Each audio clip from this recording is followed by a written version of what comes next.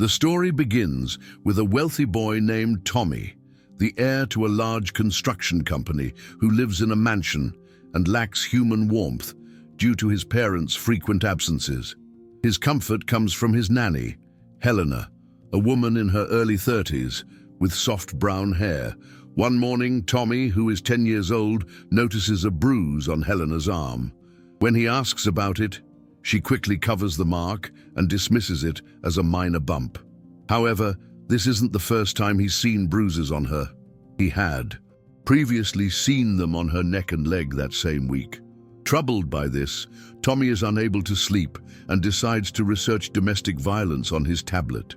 He recognizes Helena's behavior in the descriptions, such as avoiding eye contact and making excuses. The next morning, he confronts her, but she becomes emotional, refuses to talk, and turns away with tears in her eyes. This prompts Tommy to make a decision. He goes to his father's office, a formidable businessman named Daniel, and tells him about Helena's bruises and his suspicion that she is being harmed. Daniel dismisses him, laughing and telling him to go play. In response, Tommy threatens to post a video online to expose the situation and tarnish the family's company name. This threat surprises Daniel, who is now seeing his son not as a spoiled child, but as an equal. Tommy begins his own investigation, taking photos of Helena's bruises and noting her work schedule. One rainy night, he sees Helena get into a black car with a frightened expression, a scene that looks like a kidnapping. He records it and vows to expose everything if his father doesn't take action. The next morning, he shows the video to Helena and demands to know who the man is. Helena reveals that the man is her husband and tearfully explains that she can't leave him because he has dangerous connections and has threatened to kill her.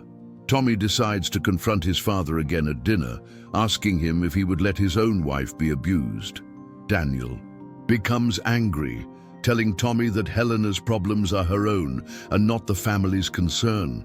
Tommy leaves the table, feeling ashamed of his family. He then speaks with one of the family's security guards, who admits to having seen an aggressive man yelling at Helena, but was told by Daniel to ignore it. With this new information, Tommy devises a plan to use his family's influence against the aggressor. The following Friday, Tommy asks his driver to follow Helena after work under the pretense of wanting to buy her a gift. The driver, unsuspecting, takes him to her modest neighborhood, a stark contrast to the mansion.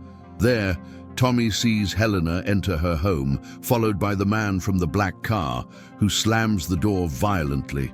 Tommy gets out of the car, hides behind a tree, and overhears shouting and threats. When the man raises his hand to hit Helena, Tommy intervenes, pointing his phone at the man and threatening to send the video to the police, mentioning his father's influential name. The man backs down, and Helena, trembling, pulls Tommy inside. Helena is scared and scolds him for being reckless, but Tommy reassures her, saying he isn't afraid and won't let her suffer anymore. His words bring her to tears, and she embraces him. The next morning, there is a strange tension in the mansion. When Helena arrives, Tommy tells her they are going to solve this, and she nods, holding his arm.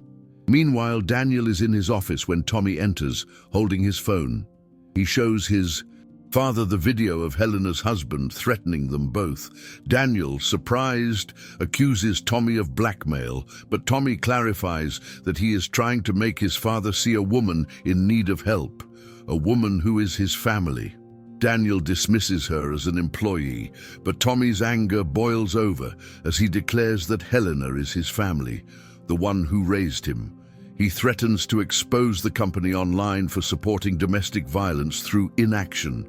Daniel becomes furious, but Tommy stands firm, telling his father that he may be a child, but he is more of a man.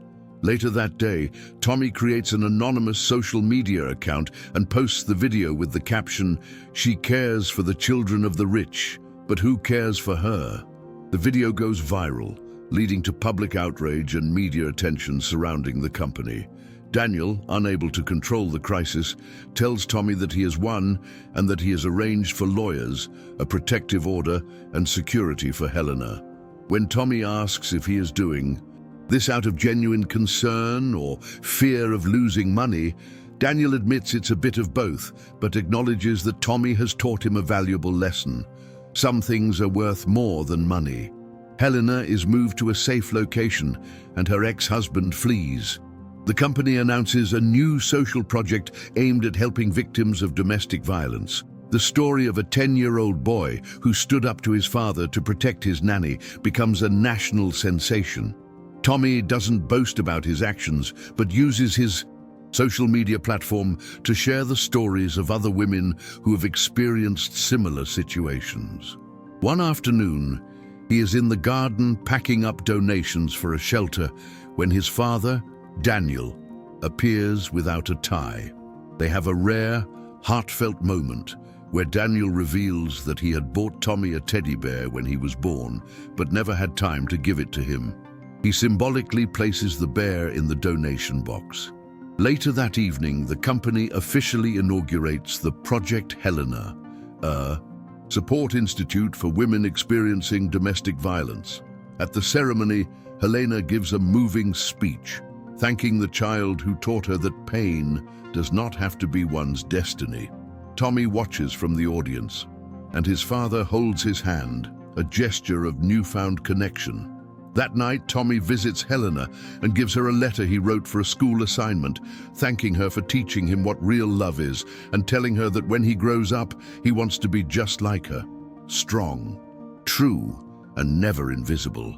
Helena cries tears of liberation and hugs him, promising to save many others. In the weeks that follow, Tommy frequently visits the shelters, and Helena, now the coordinator of the social project, makes sure to tell everyone who was the first to speak up for her. Not a judge or an activist, but a boy in a suit with a huge heart. Tommy and Helena walk side by side through the Institute's colorful halls, where a thank you note from a child reads, "Thank you for not letting my mom give up." When Helena asks if they're changing the world, Tommy replies, "Little by little, but yes, and I'm not even grown up yet." They continue to walk together like an unlikely mother and son, proving that sometimes the most improbable person can be the greatest hero.